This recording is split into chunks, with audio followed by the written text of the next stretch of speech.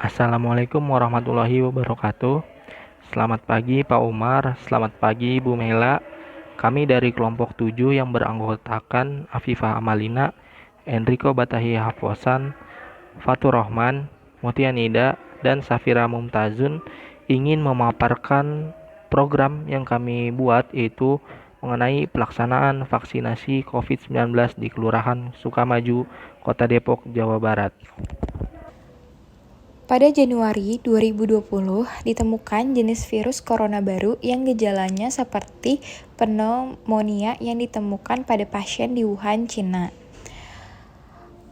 Yang kemudian, tanggal 11 Februari 2020, WHO resmi menamakan jenis virus ini yaitu COVID-19, Coronavirus Disease 19, dan berlaku secara internasional. COVID-19 ini memiliki penyebaran yang sangat cepat. Tercatat pada 23 Januari 2020, pemerintah dan lembaga kesehatan Cina dikonfirmasi bahwa kasus COVID-19 telah menyebar di 32 provinsi.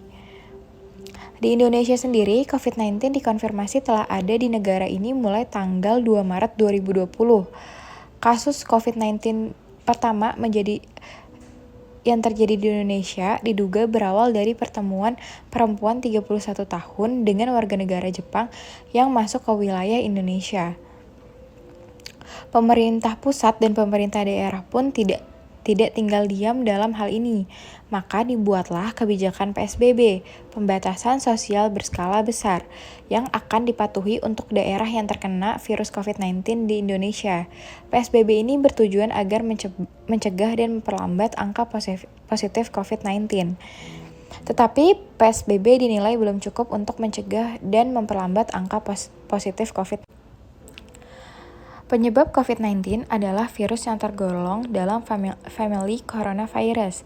Coronavirus merupakan virus RNA strain tunggal positif, berkapsul, dan tidak bersegmen. Coronavirus yang menjadi etiologi COVID-19 termasuk dalam genus Beta Coronavirus. Umumnya berbentuk bundar dengan beberapa pleomorfik dan berdiameter 60-140 nm. SARS-CoV-2 sensitif terhadap sinar ultraviolet dan panas. Hal ini dapat dinonaktifkan dengan pelarut lemak seperti etanol 75%, ethanol, disinfektan yang mengandung klorin, dan asam peroksiasetat, dan kloroform. Bagaimana penularan virus COVID-19 ini? Penularan virus COVID-19 ini memiliki masa inkubasi COVID-19 rata-rata 5-6 hari dengan range antara 1 dan 14 hari, namun dapat mencapai 14 hari. Resiko penularan tertinggi diperoleh di hari-hari pertama penyakit, disebabkan oleh konsentrasi virus pada sekret yang tinggi. Orang yang terinfeksi dapat langsung menularkan sampai dengan 48 jam sebelum onset gejala, dan sampai dengan 14 hari setelah onset gejala. Periode presimptomatik karena memungkinkan virus menyebar melalui droplet atau kontak dengan benda yang terkontaminasi. Droplet merupakan partikel berisi air dengan diameter kurang lebih 5-10 um. Penularan droplet terjadi ketika seseorang berada pada jarak dekat dalam 1 meter dengan seseorang yang memiliki gejala pernapasan, misalnya batuk atau bersin, sehingga droplet beresiko mengenai mukosa, mulut dan hidung, atau konjungtiva, mata. Vaksin COVID-19. Definisi vaksin yaitu upaya untuk menimbulkan atau meningkatkan kekebalan seseorang secara aktif dengan tindakan pemberian zat antigen secara sengaja. Tujuannya untuk merangsang pembentukan zat anti penyakit sehingga tubuh diharapkan akan kebal terhadap penyakit tersebut atau hanya sakit ringan. Kemudian prosesnya, antigen yang diberikan dibuat sedemikian rupa sehingga tidak menimbulkan sakit, akan tetapi mampu merangsang sel limfosit untuk menghasilkan antibodi. Karena PSBB dinilai belum bisa mengatasi virus COVID-19 dengan baik, maka pemerintah Indonesia kemudian mendapatkan kabar baik mengenai perkembangan rencana vaksin yang akan dilaksanakan di Indonesia. Pemerintah sudah menetapkan sejumlah imunisasi COVID-19 yang akan digunakan untuk mengimunisasi masyarakat agar pandemi ini cepat berakhir dan tidak ada bertambahnya pasien yang terinfeksi virus corona. Hal ini dipastikan telah ditandatanganinya Keputusan Menteri Kesehatan Nomor HK 0107 Menkes 960 2020. Penggunaan vaksin untuk pelaksanaan imunisasi COVID-19 hanya dapat dilakukan setelah mendapat izin edar atau persetujuan penggunaan pada masa darurat dari Badan Pengawasan Obat dan Makanan, yaitu BPOM. Selanjutnya, Menteri Kesehatan dapat mengubah jenis vaksin COVID-19 dalam daftar tersebut berdasarkan rekomendasi dari Komite Penasehat Ahli Imunisasi Nasional. Segala upaya akan dilakukan untuk menghadapi pandemi COVID-19 karena obatnya sampai saat ini belum ditemukan.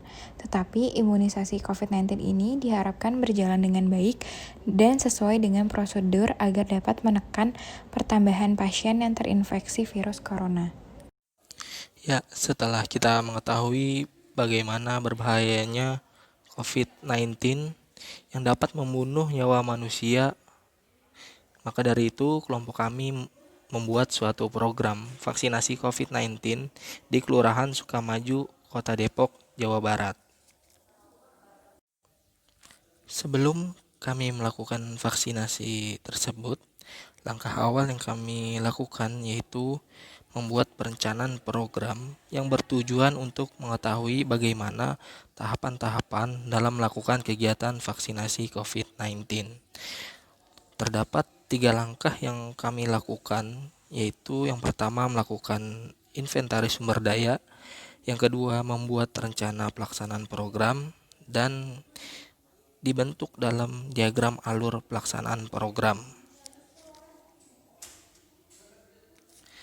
Tahapan awal yaitu melakukan inventaris sumber daya yang mampu mengadakan dan mengawasi pelaksanaan imunisasi dan juga sumber daya yang mampu menghentikan PD3I atau penyakit yang dapat dicegah dengan imunisasi. Dalam melakukan kegiatan vaksinasi, sumber daya yang diperlukan yaitu pihak-pihak yang bersangkutan seperti Lurah Kelurahan Sukamaju yang merupakan pimpinan wilayah tempat kami melakukan vaksinasi COVID-19. Selanjutnya yaitu Seksi Pemberdayaan Kesejahteraan Rakyat yang merupakan bagian dari seksi yang berada di tingkat kelurahan yang bergerak dalam melakukan kegiatan yang bermanfaat kepada masyarakat. Lalu ada tenaga kesehatan Puskesmas Kelurahan Sukamaju yang dibantu oleh Kadar Posyandu Kelurahan Sukamaju. Nah, petugas kesehatan ini memiliki peranan penting dalam kegiatan vaksinasi karena sebagai petugas yang melakukan vaksinasi kepada masyarakat atau aktor yang akan melakukan penyuntikan vaksin kepada masyarakat. Lalu ada Ketua RT dan RW sebagai penyalur informasi kepada masyarakat. Dan yang terakhir yaitu relawan dari kalangan masyarakat sekitar Kelurahan Sukamaju. Setelah melakukan inventaris sumber daya, langkah selanjutnya yaitu membuat rencana pelaksanaan program. Nah, rencana pelaksanaan program yang kami buat yaitu memiliki tahapan-tahapan itu. Yang pertama yaitu pengurus seksi kesejahteraan masyarakat dari Kelurahan Sukamaju, Depok mengumpulkan berbagai elemen masyarakat itu seperti LSM, RT, RW, dan beberapa tokoh masyarakat baik pun relawan yang ada untuk mengadakan rapat perihal kegiatan penyuluhan dan imunisasi. Dari rapat pertemuan tersebut membahas mengenai penentuan tanggal dan tempat diadakannya penyuluhan dan imunisasi COVID-19. Setelah mendapatkan hasil keputusan dari rapat tersebut perihal tanggal dan tempat, maka semua elemen gitu seperti LSM, RT, RW, tokoh masyarakat, relawan menyebarkan informasi mengenai tanggal dan tempat diadakannya penyuluhan dan imunisasi COVID-19 kepada masyarakat dan pengurus seksi kesejahteraan masyarakat dari tingkat kelurahan menginformasikan kepada petugas kesehatan yang ada. Dalam hal ini yaitu Puskesmas Kelurahan Sukamaju dan Posyandu di Kelurahan Sukamaju. Tahapan selanjutnya yaitu Ketua RT dan RW yang menjabat melakukan sosialisasi atau menginformasikan kepada masyarakat di daerah Kelurahan Sukamaju, Depok untuk nantinya akan diadakan penyuluhan terlebih dahulu sebelum dilakukannya imunisasi COVID-19. Penyuluhan ini dilakukan untuk memberikan informasi gitu kepada masyarakat mengenai betapa pentingnya melakukan imunisasi COVID-19. Dan setelah itu barulah pelaksanaan kegiatan imunisasi COVID-19 di Puskesmas Kelurahan Sukamaju oleh tenaga kesehatan dibantu oleh kader, posyandu ataupun relawan yang bertugas dengan menggunakan protokol kesehatan. Lalu ini terdapat diagram alur pelaksanaan perencanaan program. Ya, sama saja dari slide sebelumnya. Di sini hanya berbentuk diagram. Ya, yang pertama itu mengumpulkan LSM, RT, RW, tokoh masyarakat, relawan untuk nantinya akan menentukan rapat, tanggal dan tempat penyuluhan imunisasi. Nah, setelah mendapatkan itu barulah peran RT dan RW memberikan informasi penyuluhan kepada masyarakat terkait imunisasi COVID-19. Lalu tahapan selanjutnya kegiatan penyuluhan mengenai imunisasi COVID-19. Setelah melakukan penyuluhan, barulah kegiatan imunisasi COVID-19 dapat dilaksanakan. Nah, dalam kegiatan penyuluhan dipastikan seluruh warga mendapatkan informasi mengenai penyuluhan dan dapat dipastikan juga seluruh warga itu menerima imunisasi COVID-19. Saya Enrico Bataya Posan akan menjelaskan bab C tentang pelaksanaan program. A. Deskripsi pelaksanaan program. Pertama, mengumpulkan LSM, LT, LW, dan beberapa tokoh masyarakat. Anggota LSM, LT, LW, dan beberapa tokoh masyarakat mengadakan agenda rapat guna tercapai program imunisasi secara efektif. Lalu selanjutnya diadakan rapat penentuan tanggal dan tempat penyuluhan dan imunisasi COVID-19. Menentukan tanggal ditetapkannya pelaksanaan imunisasi COVID-19, menetapkan tempat yang ditujukan untuk melaksanakan program, serta menetapkan struktur organisasi dari pelaksanaan program mulai dari pemimpin yang akan mengkoordinasikan anggotanya hingga anggota yang akan langsung ke lapangan guna menyelenggarakan imunisasi tersebut. Lalu penyebaran informasi penyuluhan dan imunisasi COVID-19 kepada masyarakat. Pada kegiatan ini masyarakat perlu memahami mekanisme dari program imunisasi COVID-19 itu sendiri. Lalu setelah itu dilakukannya kegiatan penyuluhan mengenai imunisasi COVID-19 dan yang terakhir adalah kegiatan imunisasi COVID-19. Program ini harus sesuai dengan rencana yang telah dibuat agar pelaksanaan program berjalan dengan lancar tanpa adanya hambatan. B. Deskripsi pelaksanaan monitoring program. Pelaksanaan monitoring ini bertujuan untuk mengetahui tingkat efisiensi dan efektivitas dari pelaksanaan imunisasi COVID-19. Pertama, mempersiapkan tempat yang telah ditetapkan sebelumnya dari sehari sebelum dilaksanakannya program hingga dilakukannya evaluasi. Lalu, estimasi waktu yang telah ditetapkan dengan yang sedang berlangsung berjalan sesuai rencana. Dan ketiga, sumber daya yang terlibat dalam pelaksanaan program memastikan bahwa program yang telah ditetapkan dapat berjalan secara optimal.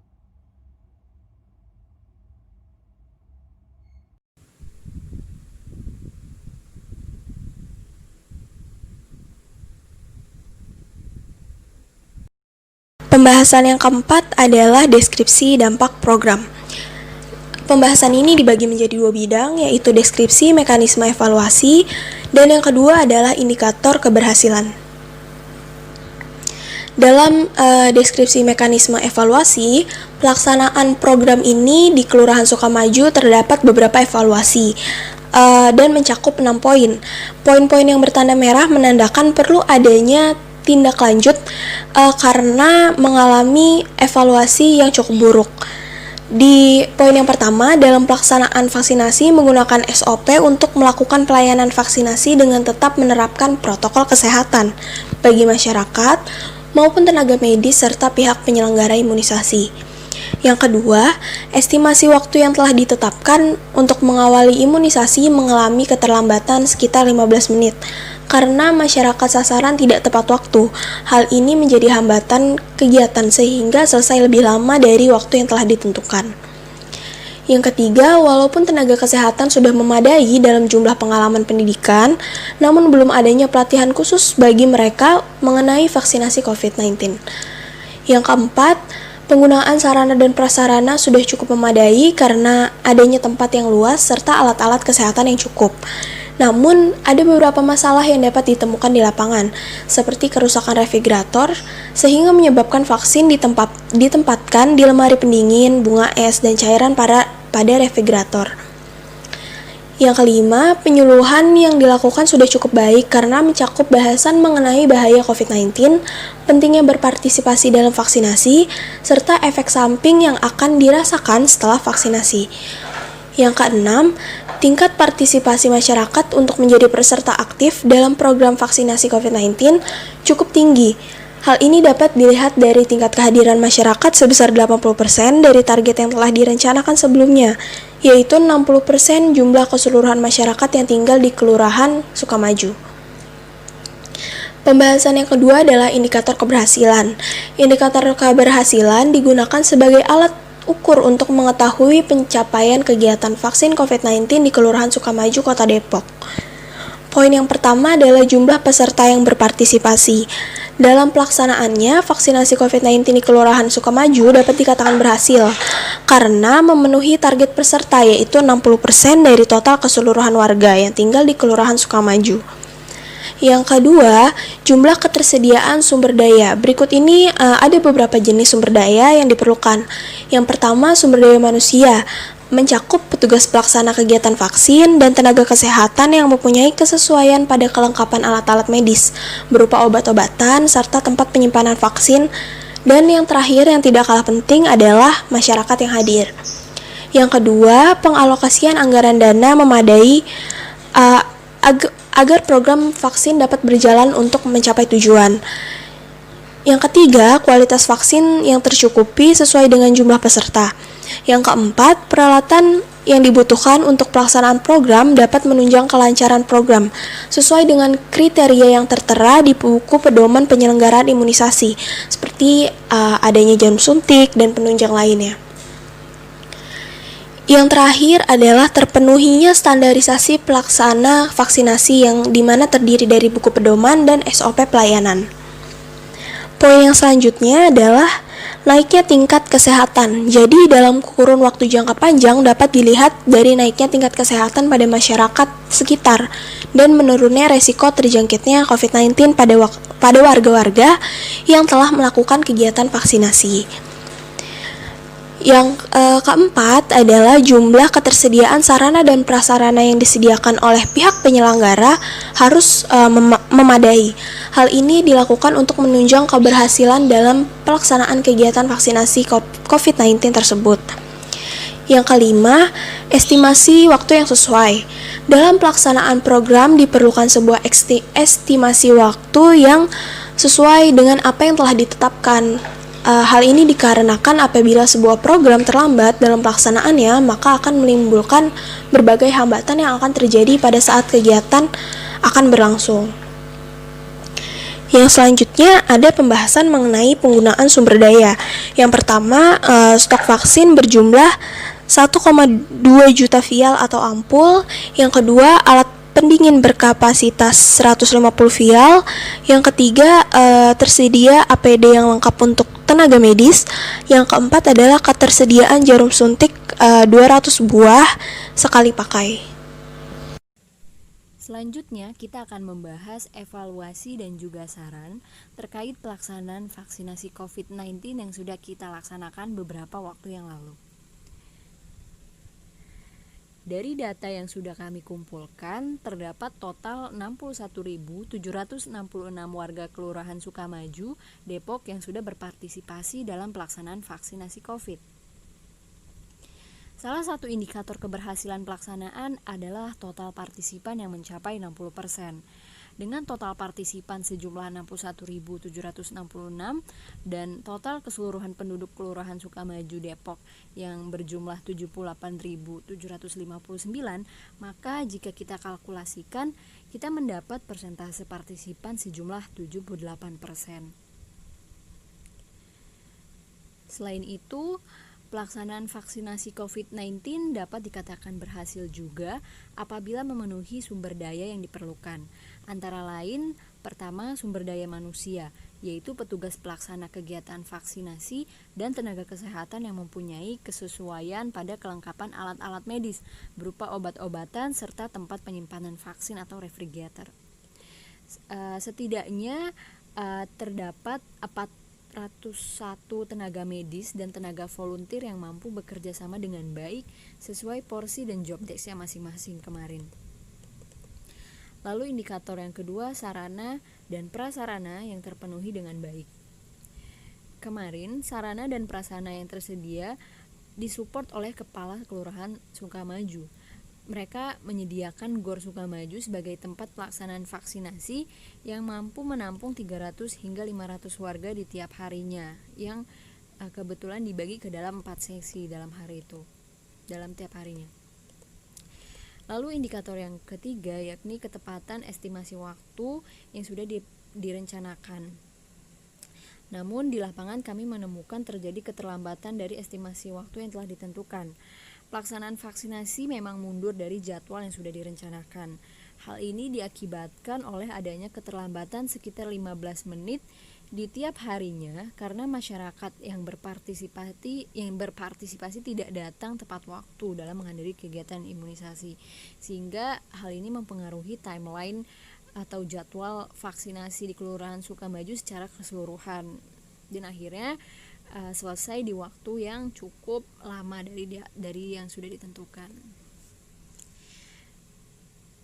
Dari sini kami menyimpulkan saran yang bisa digunakan dalam pelaksanaan vaksinasi COVID di kelurahan selanjutnya, yakni meskipun target sasaran partisipan mencapai hampir 80%, yakni angka yang cukup tinggi, pelaksanaan vaksinasi COVID-19 memakan waktu lebih lama dari estimasi waktu yang telah ditentukan, sehingga kedepannya diperlukan ketetatan serta pendisiplinan mengenai timeline waktu agar langkah selanjutnya, yakni pemantauan jangka panjang mengenai efektivitas vaksin, apakah vaksin ini memang bereaksi dengan baik di tubuh masyarakat atau sebaliknya, mampu diketahui lebih cepat gitu. Jadi perihal waktu ini memang merupakan suatu hal yang vital dan perlu dipertimbangkan dan diperbaiki ke depannya. Sekian pelaporan mengenai vaksinasi COVID-19 di Kelurahan Sukamaju Depok. Semoga kekurangan yang ditemukan dalam pelaksanaan vaksinasi ini dapat digunakan sebagai bahan evaluasi dan pertimbangan untuk dilaksanakan kegiatan vaksinasi di kelurahan selanjutnya.